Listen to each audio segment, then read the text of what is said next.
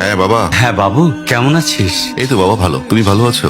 শরীর ভালো, তবে তোকে খুব মনে পড়ছে। ঈদে কি বাড়ি আসবি না? ঈদে বাড়ি আসবো কিনা বলতে পারছি না বাবা।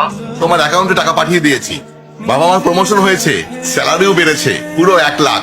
আলহামদুলিল্লাহ। বাবা তুমি তো বলেছিলে পিতৃঋণ কখনো শোধ হয় না। তুমি 26 বছরে আমার পিছনে যত টাকা খরচ করেছো, তুমি কি জানো আগামী 5 বছরে সেই টাকা তোমায় ফিরিয়ে দিতে পারবো। আমার এখন স্যালারি মাসে 1 লক্ষ টাকা বাবা। ও, এই কথা। তাহলে শোন, তোকে একটা গল্প বলি। বলো বাবা। তোর বয়স যখন 4, তখন আমার বেতন 3000 টাকা। 1200 টাকা ঘর ভাড়া দিয়ে 1800 টাকায় চলে সংসার। আমি আমার সাধ্যমতো সারা জীবন চেষ্টা করেছি তোর মাকে সুখী করতে, প্রতি ঈদে কোরবানি দিতে। তোকে যেবার প্রথম স্কুলে ভর্তি করালাম, সেবারই প্রথম আমরা আমাদের কোরবানি দিতে পারিনি। সে বছর তোর মাকেও কোনো উপহার দিতে পারিনি। তুই যখন ভার্সিটিতে উঠলি, আমাদের অবস্থা তখন মোটামুটি ভালো, কিন্তু খুব কষ্ট হয়ে গিয়েছিল যখন আমার ট্রান্সফার হয়। রোজ রোজ বাসে চড়ে, পায়ে হেঁটে, ঘামে ভিজে খুব দুর্বিষহ লাগছিল। একদিন শোরুম থেকে একটা বাইক দেখে আসলাম। সে রাতে আমি স্বপ্নেও দেখেছিলাম আমি বাইকে চড়ে অফিসে যাচ্ছি। কিন্তু পরের দিন তুই বায়না ধরলি, জার্নি করতে তোর কষ্ট হয়। তোর কষ্টে আমারও কষ্ট হয় বাবা। আমি বাইকটা তোকে কিনে দিয়েছিলাম।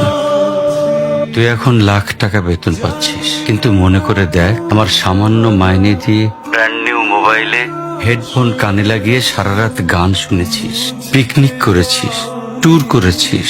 তোর প্রতিটা দিন ছিল স্বপ্নের মতন। আর তোর টাকা নিয়ে আমি এখন হার্টের বাইপাস করাই, ডায়াবেটিক মাপাই। জানিস বাবা, আমার মাছ খাওয়া নিষেধ, মাংস খাওয়া নিষেধ। কি করে এত টাকা খরচ করি বল? তোর টাকা নিয়ে তাই আমি কল্পনার হাট বসাই। সেই হাটে আমি বাইক চালিয়ে সারা শহর ঘুরে বেড়াই, বন্ধুদের নিয়ে সিনেমা দেখতে যাই, তোর মার হাত ধরে চাঁদনি পশরের সেন্ট মার্টিনের বালুচরে হেঁটে বেড়াই। চুপ করো বাবা প্লিজ, আমি তোমার কাছে চলে আসবো। তোমার টাকা না, আমি তোমার ভালোবাসা তোমায় ফিরিয়ে দিব বাবা। বোকা ছেলে, বাবাদের ভালোবাসা কখনো ফিরিয়ে দেয়া যায় না। তোকে একটা প্রশ্ন করি বাবা, ধর তুই, আমি আর তোর খোকা তিনজন এক নৌকায় বসে আছি। হঠাৎ নৌকাটা ডুবতে শুরু করলো। যে কোনো একজনকে তুই বাঁচাতে পারবি, কাকে বাঁচাবি? উত্তর দিতে হবে না। ছেলেরা বাবা হয়, বাবারা কখনো ছেলে হতে পারে না। পৃথিবীতে সবচেয়ে ভারী জিনিস কি জানিস? পিতার কাঁধে পুত্রের লাশ।